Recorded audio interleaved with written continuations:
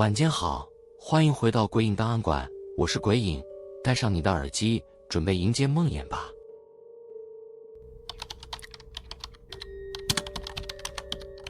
我从小就怕黑，这个习惯一直无法改掉。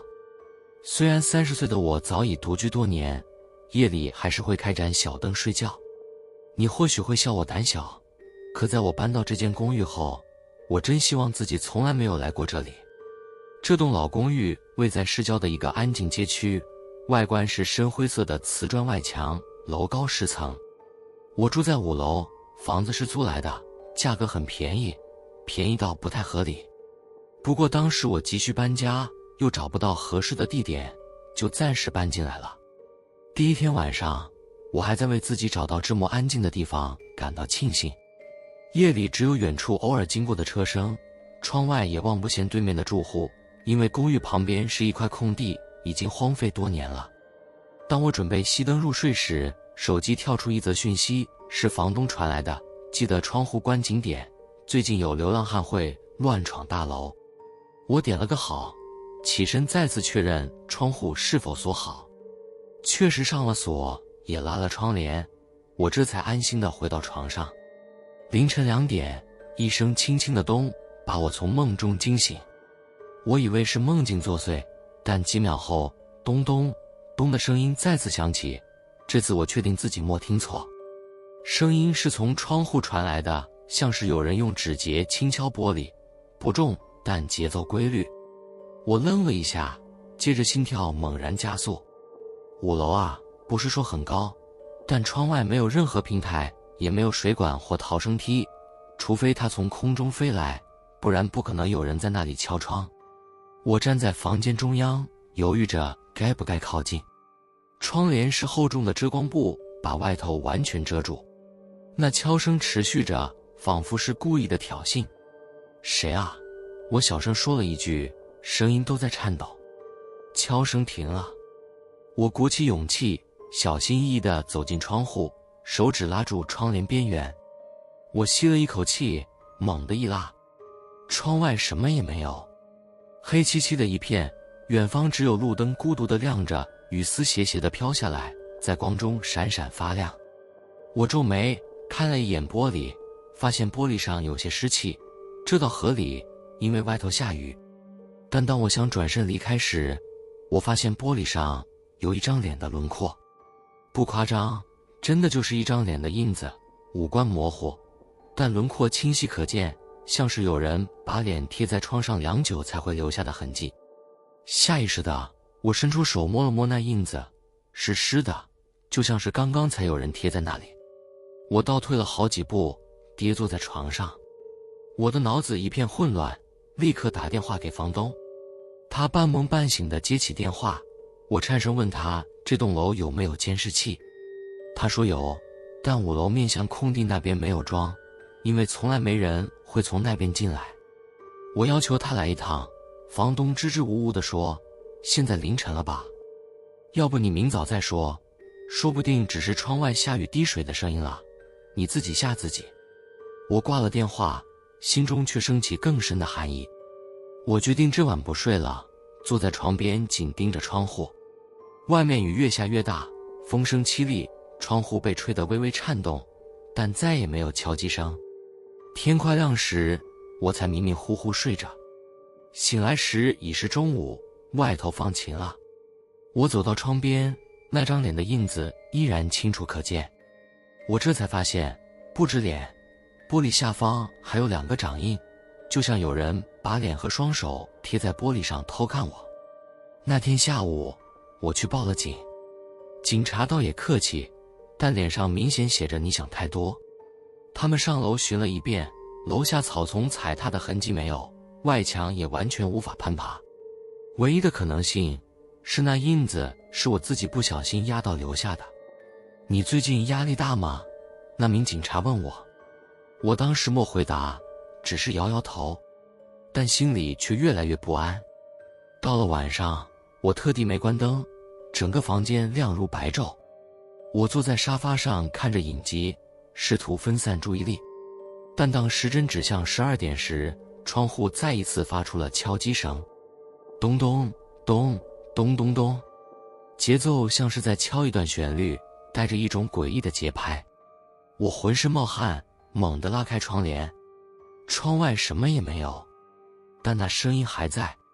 我确定声音不是错觉，也不是外头风雨。我死死盯着玻璃，这次我什么都没有看到，却突然发现自己的脸正紧紧贴在玻璃上。那不是镜子，那是外面。我看见了一张跟我一模一样的脸，在窗外，嘴角勾起一个扭曲的弧度，双眼空洞无神，像是死尸般苍白。我尖叫，跌坐在地。再爬起来一看，那脸消失了，什么都没有，只有我的倒影。我开始怀疑自己是不是出现幻觉。接下来的几晚，我不敢再看窗户，但敲窗声依旧每晚出现。每到12点，它准时敲起，像打卡一样。敲击的节奏越来越复杂，像是有人在学习沟通。第7天，我请来了一位道士。他进门后一句话也没有说，只是四处看了看，然后脸色沉了下来。你窗外那块地以前是乱葬岗。我浑身一震，什么意思？他摇摇头，你最好搬走。那不是人，那是模仿你的人。我愣住，什么模仿我？道士莫再解释，只给了我一张符，让我贴在窗户上，说能撑几天。我半信半疑地照做。傍晚，敲窗声停了，我松了口气，以为终于结束。结果第3天深夜，窗户突然发出剧烈的震动声，玻璃像是快裂开。我惊恐地望过去，符纸被撕开了一半，窗户外的那张我的脸再度浮现。它不再是空洞无神，而是睁大了双眼，表情扭曲，像是发狂的野兽，嘴唇微微张开，对着我说了句话，但我没有听见任何声音。我靠近玻璃，仔细看那张嘴型。他说：你出来，我进去。我吓得跑出房间，连夜搬去朋友家，从此没有再回去过那间公寓。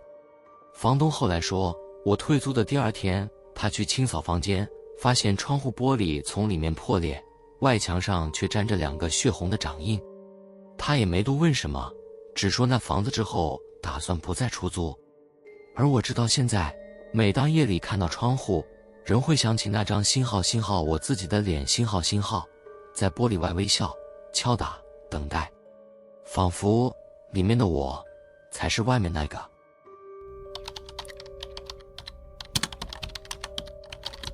搬回外婆老家的那天，下了一场细雨。我拖着行李走进这栋60多年历史的老房子时，心里其实是排斥的。城市的喧嚣虽然疲人，但总比这种四周都是田野，晚上只有虫鸣的地方令人安心。我不是自愿回来的，外婆在2个月前过世，父母早已搬往国外，这栋房子就成了我的遗产。律师说，如果我能继续住在这里，至少几个月，他们可以协助办理产权过户。说实话，我原本只打算草草住几天，然后找中介处理掉这栋老房。可我万万没有想到，那扇后屋的窗会把我整个人彻底拉入地狱。那扇窗很奇怪，整栋屋子就那一扇木窗是被钉死的，位在后屋的储藏间里。窗户不大，形状呈长方形，高度大约直到胸口。木窗上有多层漆，已经斑驳剥落，看得出来至少有20-30年没有打开过了。我第一次注意到它，是整理储藏间时发现的。那天阳光从破裂的瓦片缝隙洒下来，刚好照在窗上。我靠近的时候，感觉到一股寒气从窗缝中缓缓渗出，与剩下的热气完全格格不入。我把耳朵贴近窗缝，想确认是不是外头吹进来的风。可我听到的不是风声，是低语。那声音轻得像蚊子嗡嗡叫，但却带着人类语言的节奏。我听不清楚具体在说什么，只觉得那声音断断续续，仿佛是小孩子在自言自语，或者在跟人说话。我吓了一跳，猛然后退，但声音已经没有了。我自嘲地笑了笑，告诉自己是幻听，老房子木板多，风吹过总会有些古怪的声响。那天晚上，我躺在床上翻来覆去睡不着，脑海一直回荡着那窗缝里的低语声。凌晨2点，我终于忍不住下床，悄悄走进后屋。窗缝的低语声又出现了，我蹲下身子，盯着那扇窗，声音忽远忽近，忽男忽女，有时还会夹杂着妈妈这样令人头皮发麻的字眼。我真的有一瞬间想立刻逃出去，但理智告诉我，我必须搞清楚这到底是什么。隔天，我带了一支录音笔，把它贴在窗边录了1个小时，然后匆匆跑到电脑前播放档案。里面只有风声，我重播了几遍，依然只有呼的空气流动声。我试着放大，使用降噪滤波器，直到声音出现一瞬一变，我心跳一停。录音中有一个孩子的笑声。我一度想把录音档寄给朋友，但怕被当神经病，作罢。那晚，我再也睡不着。我把那间储藏间的门关起来，但凌晨2点时，我还是听见了咚咚2声，像是有人用指节敲着窗框。我终于鼓起勇气做了件事，我找出工具箱，打算把那扇窗打开。这动作花了我不少力气，窗上的钉子已经锈蚀，还得小心不让木头整个裂开。我拆到一半时，窗户突然咯吱一声，自己松动了，仿佛早已等着我这么做。我推开窗后，却发现外头根本没有空间。窗后不是院子，而是一道完整的砖墙，那扇窗是对着墙盖的。换句话说，那里根本不是窗。我愣在原地，过了好一会儿才注意到窗台上有一张泛黄的照片，压在角落，被尘土几乎掩埋。我把它拿起来，用手轻轻擦去灰尘。照片中是一个5、6岁的小男孩，头发剪得很齐，眼神直视镜头，但那双眼却让我冷汗直冒，完全没有光彩，像死鱼一样。他的嘴角上扬，笑得不自然，嘴唇苍白，脖子上还仿佛有一圈勒痕。照片背后写着1974年东阿山。我打电话问父母，他们说没有听外婆提起过什么小孩，他们小时候也没有看过那扇窗开过，更没有人住过后屋。为了弄清真相，我去问了村子里最老的一位老人。他一看到那张照片，脸色立刻变了。这孩子死了，他声音颤抖地说，那年冬天村里一场瘟疫，小孩子死了一堆。他是你外婆远房亲戚的孩子，叫阿山。死因很奇怪，人没有生病，也没有受伤，是饿死的。但家里明明有食物，怎么可能？我追问。据说他躲进了墙里，没人发现。他是从窗户那边爬进墙里的。我整个人发冷。回到家后，那扇窗上的钉子全掉了下来，仿佛我没有钉过一样。我走近一看，发现窗框内侧刻了一排歪歪斜斜的字，我还在里面，陪我。当晚我把窗户钉回去，但半夜还是听见哭声，不再是耳语，不再是模糊的低语，而是清晰的哀嚎。声音就在窗边，就在我耳边，像是那孩子趴在墙里用尽全力喊着。我听见他说，让我出去，我好冷。我再也没有睡着。第二天，我决定逃离这栋房子。就在我打包行李时，门缝传来敲门声。我本能地问，谁？没人回答。我慢慢走到门边，打开它，外头什么也没有。但当我回过头，却看见那间窗户的门敞开了，而那个小孩站在那里。他眼睛直勾勾看着我，嘴角微笑，张开嘴唇，可以让我进来吗？我当时莫动，僵在原地。接着他笑了，一步一步走向我。我想逃，可脚怎么也动不了。直到我醒来，原来只是梦，或者我以为是梦。但我看着自己床边地板的脚印，那是孩子的脚印，从窗边一路踩到我床边，然后没有回去的痕迹。那天我彻底搬走，把房子交给了律师处理。现在我住在城市高楼里，但每到凌晨2点，我总会被一个声音惊醒。那声音从墙缝传来，像是低声说着：“你还记得我吗？”仿佛我从没真正离开过那扇窗。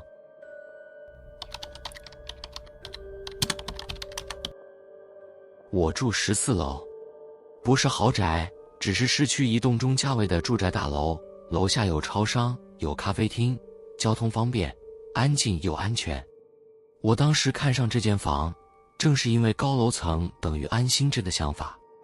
毕竟14楼应该不会有什么闲杂人等来敲窗，应该吧。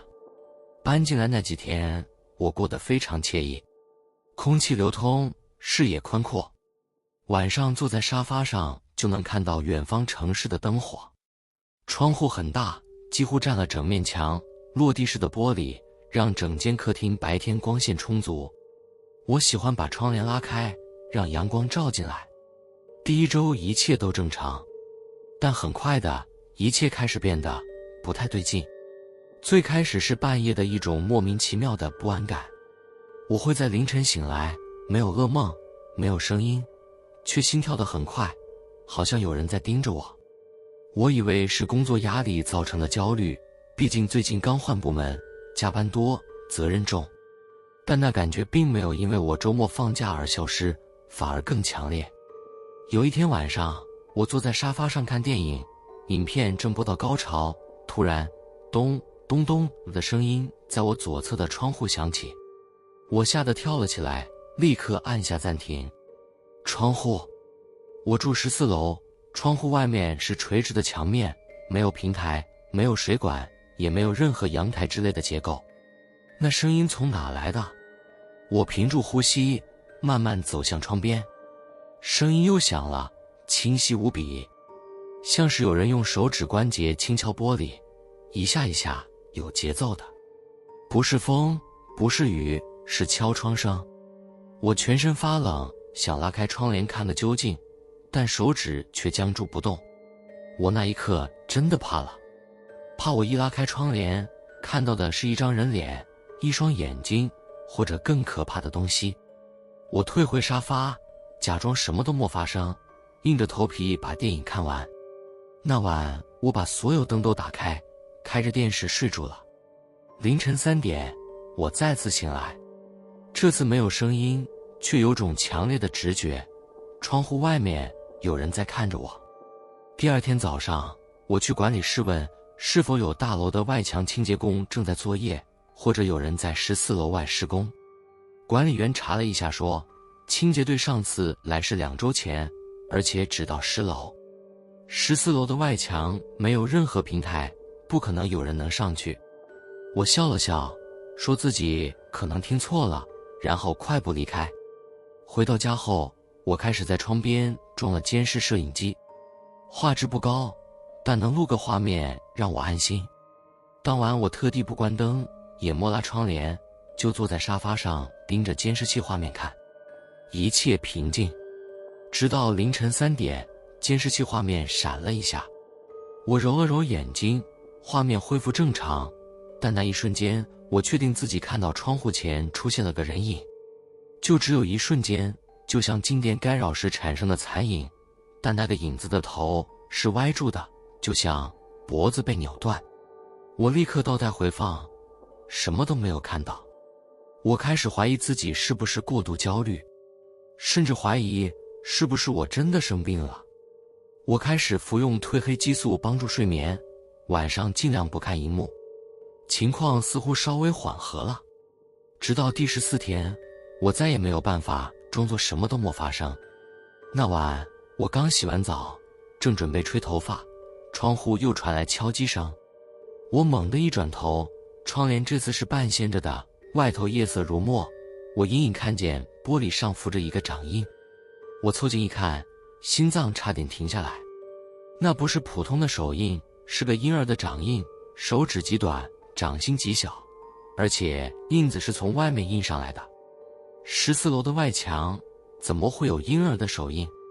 我颤抖着手掏出手机拍照，刚举起来，那手印就自己慢慢地、缓缓地消失了。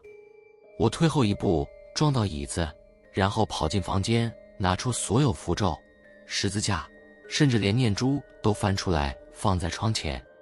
结果那晚没有声音，我以为有效。直到第3天，我加班回家，打开门时，一阵强烈的霉味扑鼻而来。我愣了一下，以为是浴室水管出问题，直到我走进客厅，看见窗户开着。我根本没有开窗，我非常确定出门前锁上了所有窗户，还拉了窗帘。现在窗户开着，窗帘掀起，一股冷风从外头灌进来。我关上窗，想着是不是窗锁坏了。正当我弯腰检查窗锁时，眼角余光瞄到玻璃上的倒影，我背后站着一个人影。我猛地转头，什么都没有。我盯着玻璃，再看倒影，没有异常。但当我凑近时，我发现倒影里的我动作慢了半拍。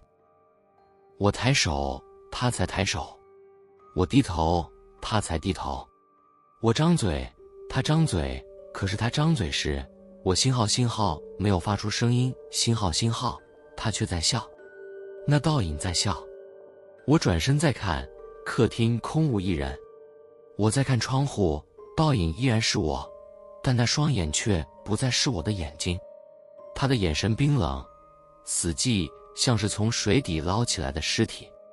我发疯似的拿起棒球棍猛敲窗户，直到玻璃裂开，倒影模糊，才跌坐在地，崩溃大哭。那晚我默住在家，我睡在朋友家，把一切告诉他，他表面安慰我，却在背后劝我去看心理医师。我没有怪他，我也开始怀疑自己是不是精神出了问题。直到隔天我回家，发现门是开的，窗户也开着，桌上放着一张照片，一张我从未见过的黑白照片。照片里是这间公寓的原貌，窗边站着一个年轻女人，怀里抱着个婴儿，她笑着，脸却模糊不清。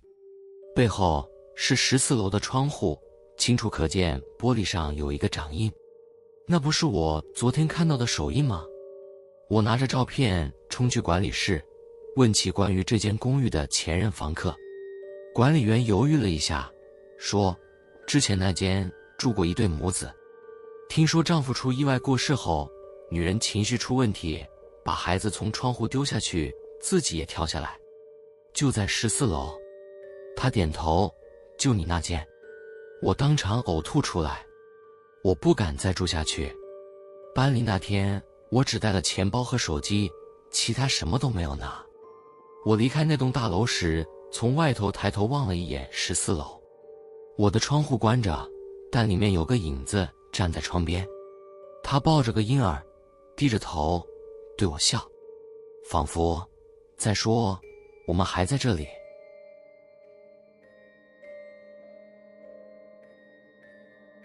喜欢这些故事的话，记得订阅鬼影档案馆，点赞，开启小铃铛，才不会错过接下来的每一部恐怖小故事哦。鬼影档案馆，我们下次见。